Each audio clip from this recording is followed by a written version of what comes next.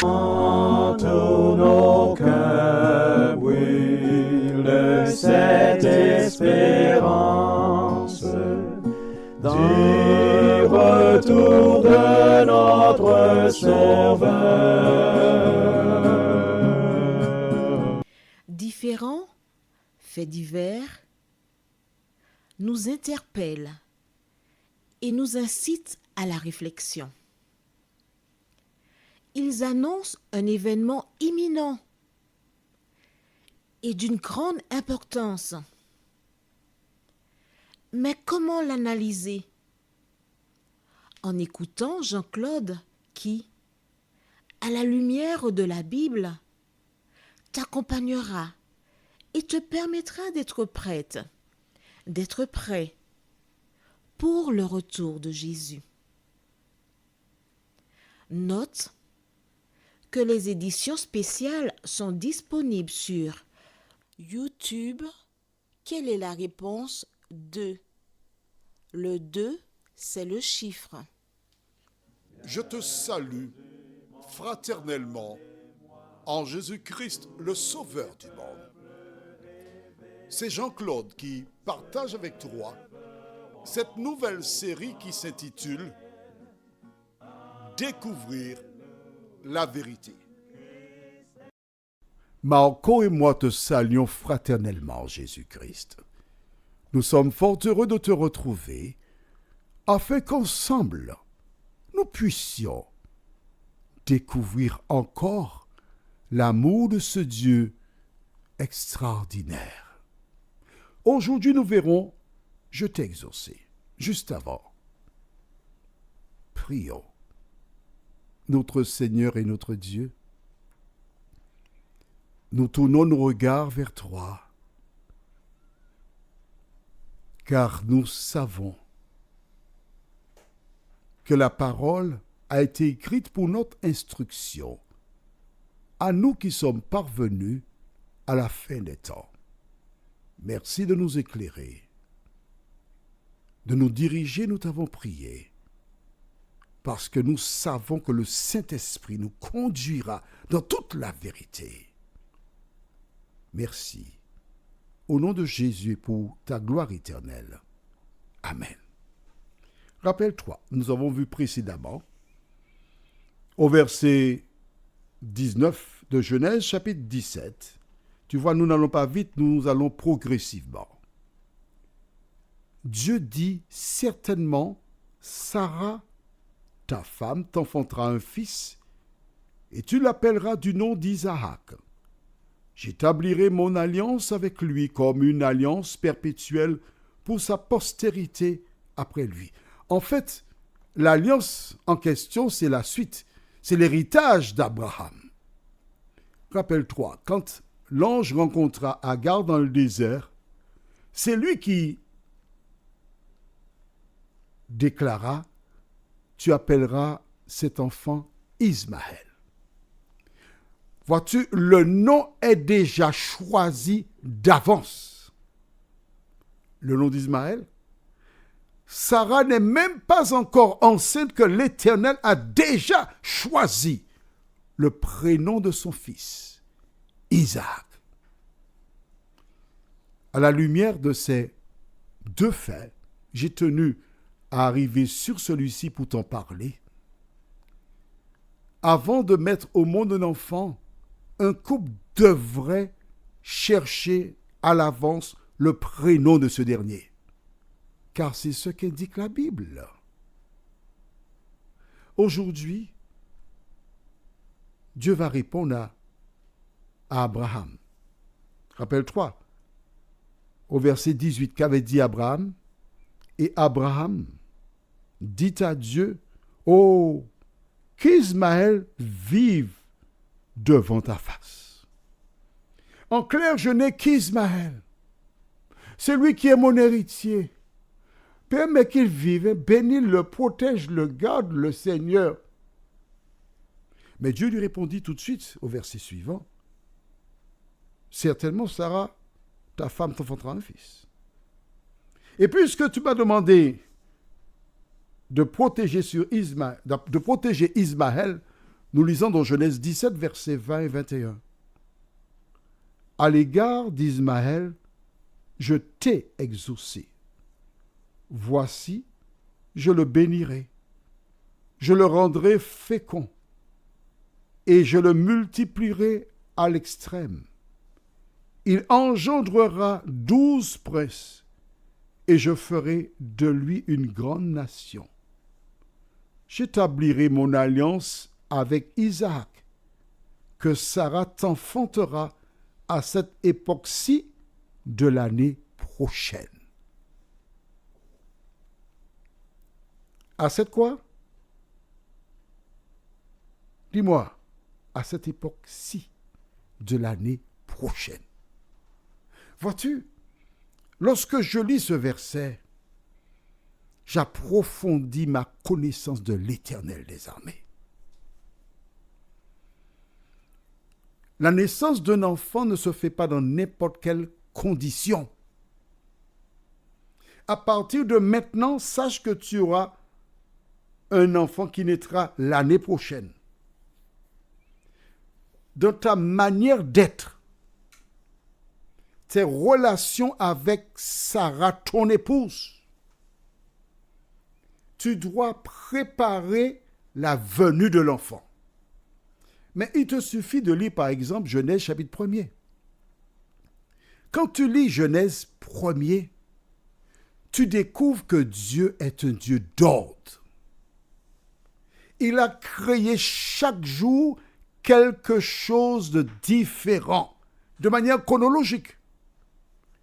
Il n'a pas créé un jour les animaux et le lendemain l'herbe. Non, il a d'abord créé l'herbe et le lendemain il a fait les animaux.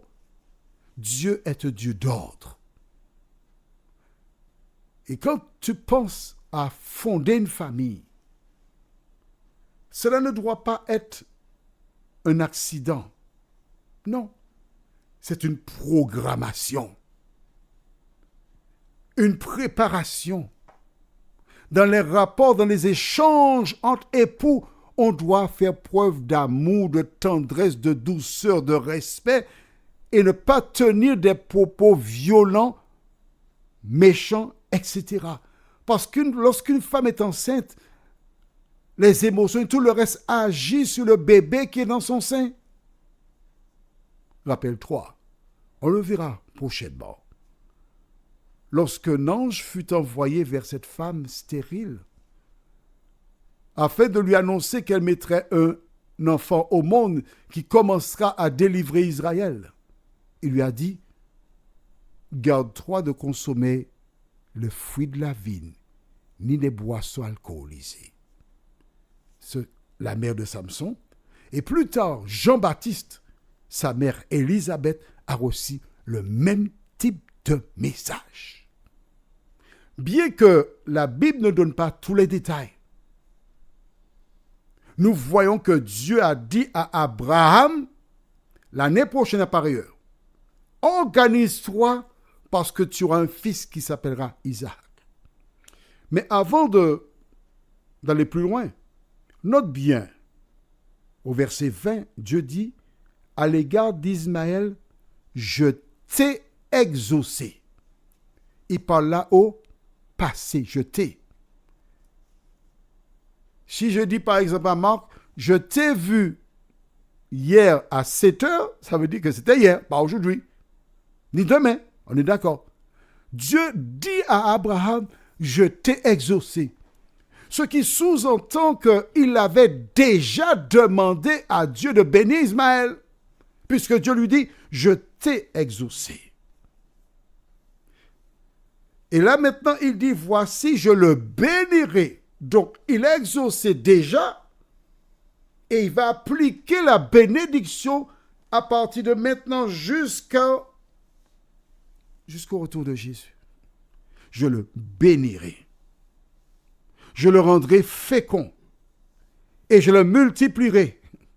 À l'extrême, il engendrera 12 princes et je ferai de lui une grande nation. Ah, Abraham est content. Abraham est très content.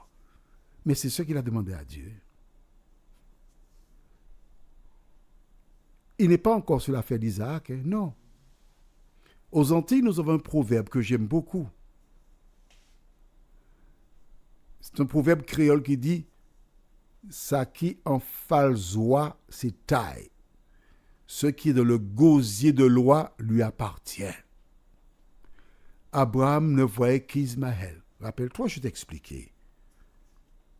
Lorsqu'il se trouvait dans le sein de sa mère, pour s'assurer de petites caresses, Agar certainement disait « Ah, j'ai mal. Ah, passe ta main, mon maître, passe ta main sur mon ventre pour qu'il se calme un peu. » Ah, c'est beau ça, de voir comment il était chouchouté, etc. Il a reçu l'amour.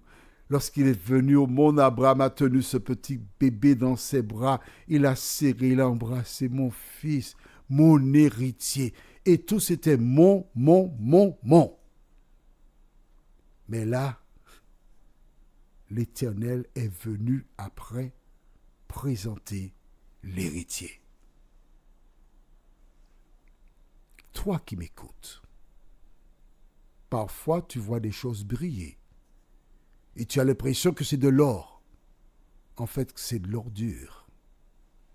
Parce que ce n'est pas tout ce qui brille qui est de l'or. Lorsque Dieu a un projet pour son enfant, le diable s'applique à envoyer, avant le projet, toute espèce d'éléments pour t'empêcher de recevoir la bénédiction de Dieu. Nous avons un exemple. Un jour, le prophète Élie s'enfuit devant la colère d'une femme terrible, Jézabel. Il alla se cacher dans une caverne. Dieu s'adressa à lui et lui assura qu'il passerait le voir. Et tandis qu'il était dans la caverne, le diable s'est manifesté. Il y a eu un vent violent.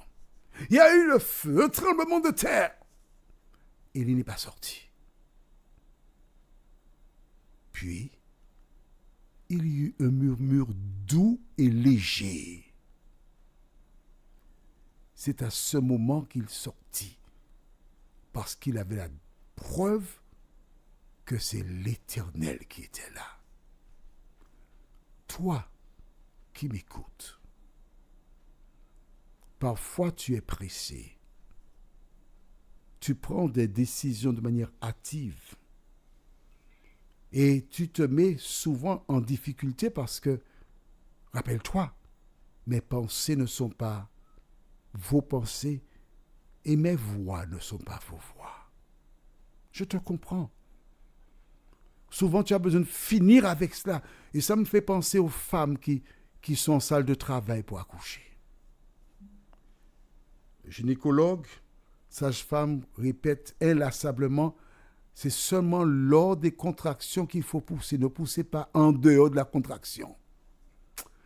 Mais ces femmes-là ont besoin de finir avec ça. Elles poussent. Madame, ne poussez pas, attendez. Elles ont besoin de finir avec cela. Prions. Seigneur, nous te remercions pour la parole. Aide-nous à être patients et à harmoniser nos décisions avec toi, nous t'en prions, au nom de Jésus et pour ta gloire éternelle. Amen.